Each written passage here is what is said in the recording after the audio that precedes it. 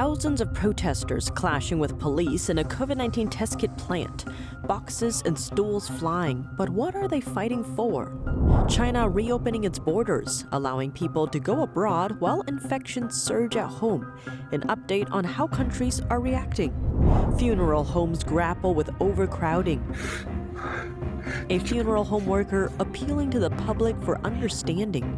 A Chinese tracking device found in a car belonging to the UK government. A look at what British intelligence officials found. China launching another military drill around Taiwan. And on the heels of that drill, a group of German lawmakers touching down on the island.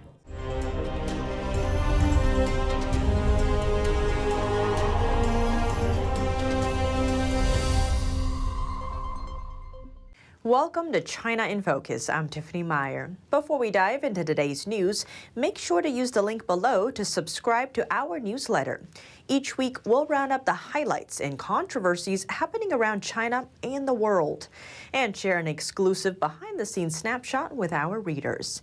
Keep an eye out. The newsletter will land in your inbox Friday morning.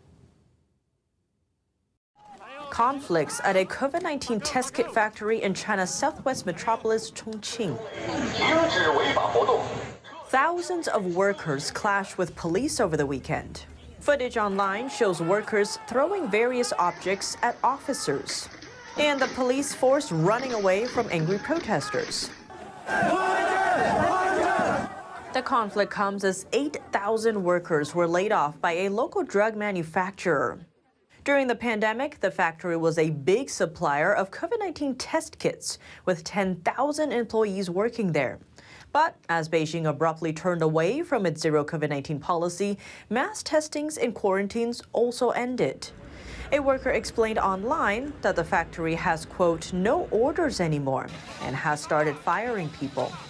工期还没有到，返费跟差价都拿不到，厂里就要裁员，这不是明摆着坑人吗？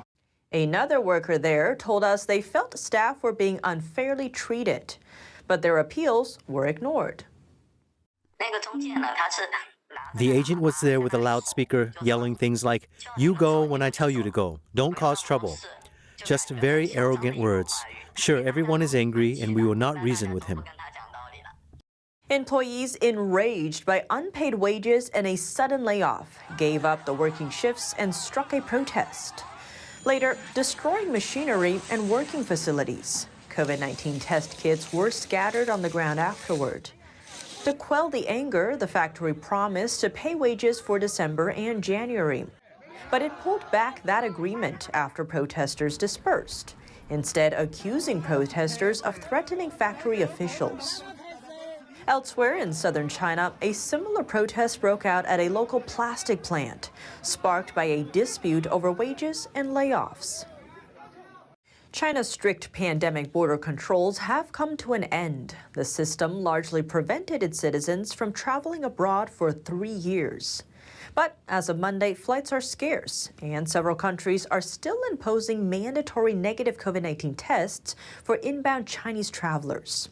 At the same time, a wave of COVID-19 infections is surging across the country. What's more, China marked the first day of what's called Chenyuan on Saturday, a 40-day travel peak surrounding the Lunar New Year holiday. This year's is the first since 2020 without domestic travel restrictions. Here's more on how it's playing out. These are the first Chinese tourists to arrive in Thailand on a direct flight from China in 3 years. 200 of them, a momentous occasion for them now that China's government has ended the strict COVID border controls that largely kept its citizens from traveling abroad since the start of the pandemic. China finally reopened on Sunday to jubilant scenes at airports. This is one of the tourists. We are very excited to come back to Thailand. We are waiting for 3 years already. Before the COVID, we come here every year. And this time I take my family to come here.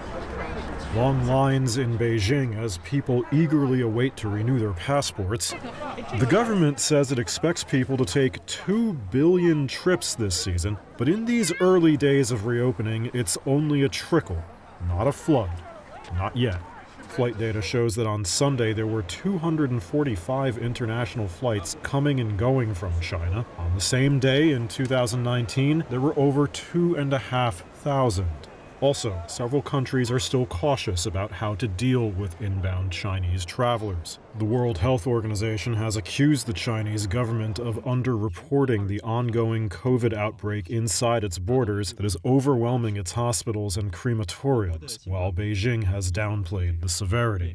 The United States has imposed mandatory negative COVID tests on travelers from China, as has the UK, Japan, Spain, and others.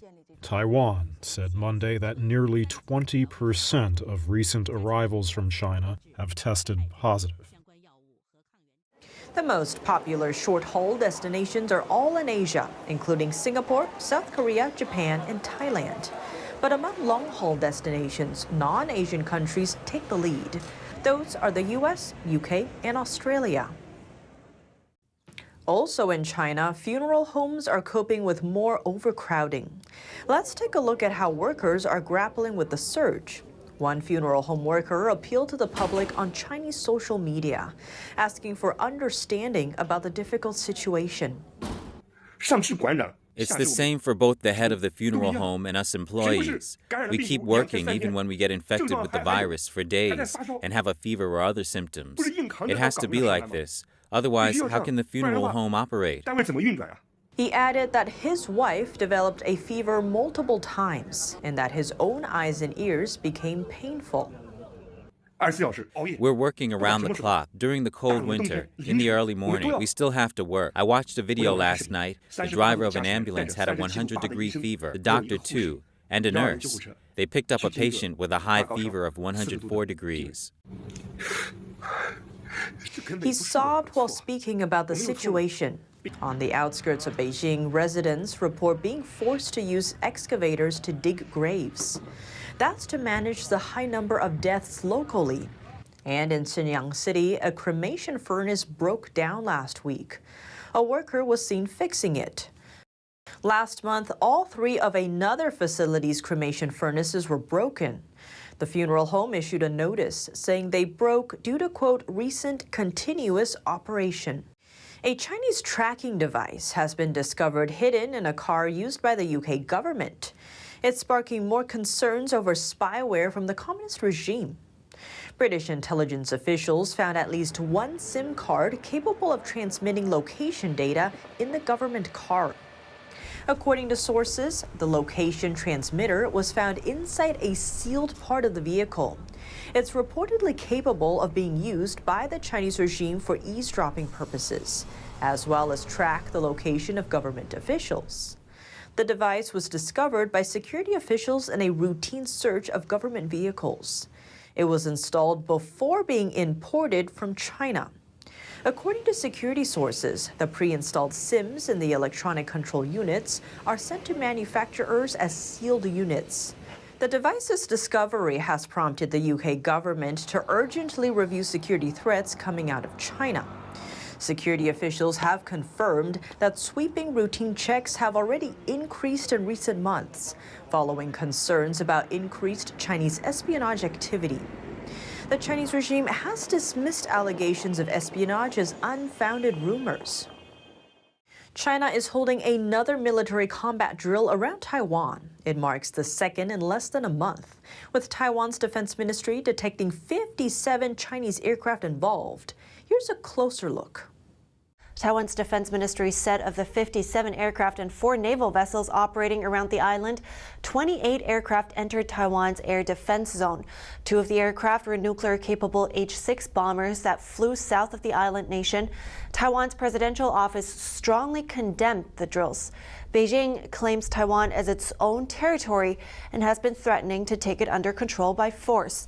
That's despite Taiwan having its own military, constitution, and leaders. The communist regime has never ruled the island. Taiwan has maintained its position to neither escalate conflict nor provoke disputes, but says it will firmly defend its sovereignty and security. Taiwan added in a statement that peace and stability in the region was the responsibility of both China and Taiwan. China has made regular military incursions into the waters and airspace near Taiwan over the past 3 years. It held war games around Taiwan last August, following a trip to Taipei by Nancy Pelosi, then Speaker of the U.S. House of Representatives. Taiwan says it's staying alert. President Tsai Ing-wen visited the Army and Air Force units on Friday to encourage servicemen.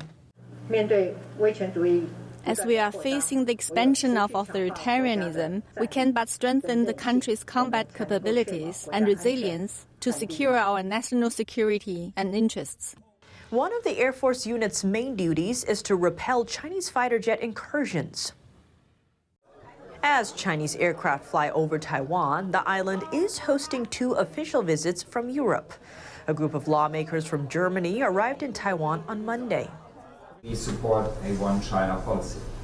But having said that, we want to also say, as Free Democrats and as one part of the legislative majority forming the new German government, that we support Taiwan when it comes to making it totally clear that military aggression and the threat of military aggression coming from Beijing is unacceptable. The head of the German Parliament's Defense Committee led the delegation. Thank you very much, Mr. Together with another lawmaker. They are slated to meet with Taiwanese President Tsai Ing-wen. The group makes up the 3rd German delegation to visit the island within 4 months.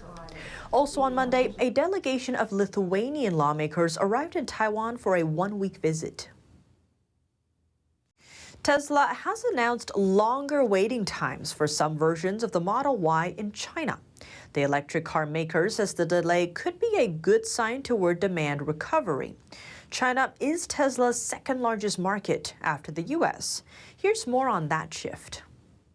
Tesla signaled on Monday that a move to cut prices might be working to stimulate demand. The automaker said it now had longer waiting times for potential buyers of some versions of the Model Y in China. Tesla's website showed the waiting time was a week longer on Monday than it had been on Friday. The wait as of Monday was 2 to 5 weeks. It comes after Tesla cut prices by up to 13.5% on Friday at a time when demand in China has slipped. That brought some of its cars close to rival BYD's best-selling models. A source told Reuters that Tesla has so far not made any change to its plans to suspend assembly lines from January 20th at its Shanghai plant. Not everybody was happy with the price cuts, though. Angry Chinese owners who bought Teslas late last year and missed out on the discount have staged protests.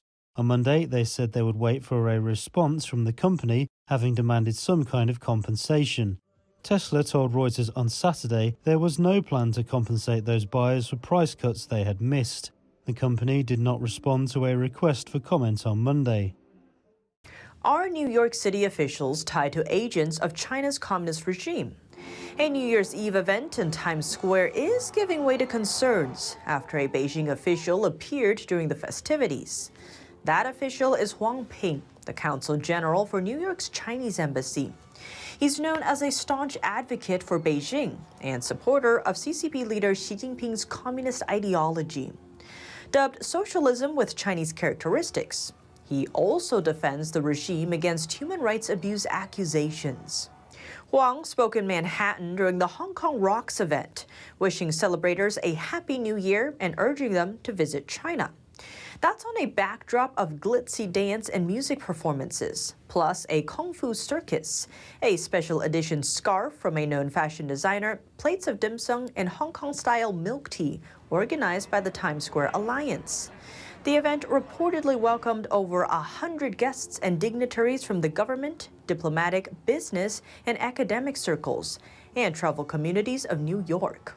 Those details come from a press release from New York's Hong Kong Economic and Trade Office. But here's where the concern comes in. The document lists companies and groups as event contributors, several of them with strong links to China's state-controlled media and Beijing's top propaganda department.